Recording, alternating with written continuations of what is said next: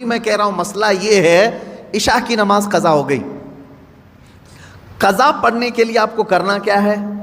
17 رکعت پوری قضا نہیں پڑھیں گے آپ. اب وہ مسئلہ میں بہت باریکی سے بتا رہا ہوں، میرے ٹاپک سے ریلیٹڈ ہے، اس لیے عشاء کی نماز تمہاری چھوٹ گئی.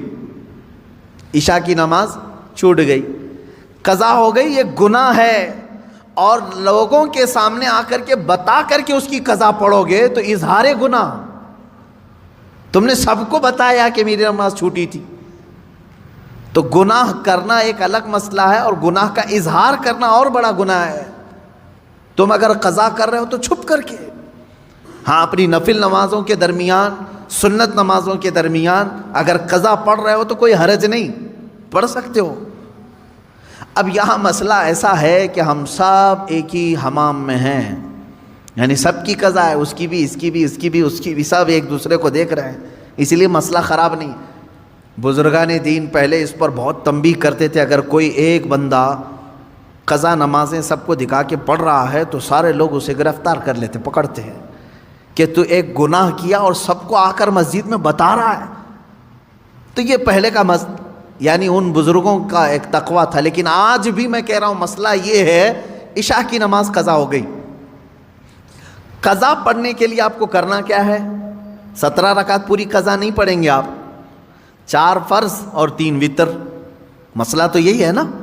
کل کی عشاء کی نماز اگر کسی کی چھوٹی، فار ایگزامپل اللہ نہ کرے آج وہ قضا کرنے کے لیے کھڑا ہے، تو کیا کیا نمازیں قضا کرے گا؟ 4 رکعت فرض عشاء کی اور 3 رکعت واجب. یہ 2 نمازیں قضا ہوتی ہیں عشاء میں، یعنی کل 7 رکعت. وتر کی نماز جب پڑھتے ہیں تو آپ کو یہ بھی معلوم ہے تیسری رکعت میں کیا کرنا رہتا ہے؟ دعائے قنوت. حنفی جتنے بھی ہیں پیروکار ان کو معلوم ہے تیسری رکعت میں جب ہم کھڑے ہوتے ہیں سورہ فاتحہ اور سورہ پڑھنے کے بعد ہاتھ چھوڑ کر پھر دوبارہ تکبیر باندھتے ہیں اور دعائے قنوت پڑھتے ہیں، ہے نا؟ آج بھی عشاء کی نماز پڑھیں آپ تو پڑھے ہوں گے نا دعائے قنوت. 3 واجب الوتر کی جو نماز ہے اس کی آخری رکعت میں دعائے قنوت پڑھا جاتا ہے. لیکن جب قضا نماز پڑھ رہے ہیں آپ، کل کی عشاء کی قضا پڑھنے آئے، 4 رکعت فرض پڑھ لیا، کسی کو نہیں معلوم قضا پڑھ لیا آپ نے سنت کی جگہ، 3 رکعت وتر پڑھ رہے تھے. حکم یہ ہے کہ دعائے قنوت کے لیے ہاتھ نہ اٹھاؤ، ورنہ دیکھنے والا سمجھ جائے گا کہ یہ ابھی کی نہیں کوئی دوسری پڑھ رہا ہے.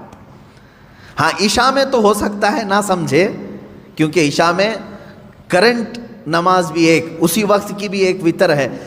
ظہر کے وقت اگر کوئی عشاء کی قضا کر رہا تھا تو ظاہر سی بات ہے تیسری رکعت میں جب وہ کھڑا ہو کر کے ہاتھ اٹھائے گا تو جو دیکھے گا وہ سمجھ جائے گا کہ یہ وتر ظہر میں کیوں پڑھ رہا ہے، وتر ظہر میں کیوں پڑھ رہا ہے. تو گویا کہ تم نے سب کو اپنے گناہ کا گواہ بنایا. کل کی تمہاری کچھ چھوٹی تھی وہ آج آ کر پڑھ رہے ہو. گناہ کا گواہ نہ بناؤ کسی کو. اظہار گناہ یہ اور بڑا گناہ ہے. یہ مسئلہ آپ نے سمجھ لیا ہوگا. اب اندازہ کرو ایک چھوٹی ہوئی نماز کو بندہ جب ادا کرنے آ رہا ہے تب شریعت نے اتنا حکم دیا ہے کہ چھپ کر کے کرو.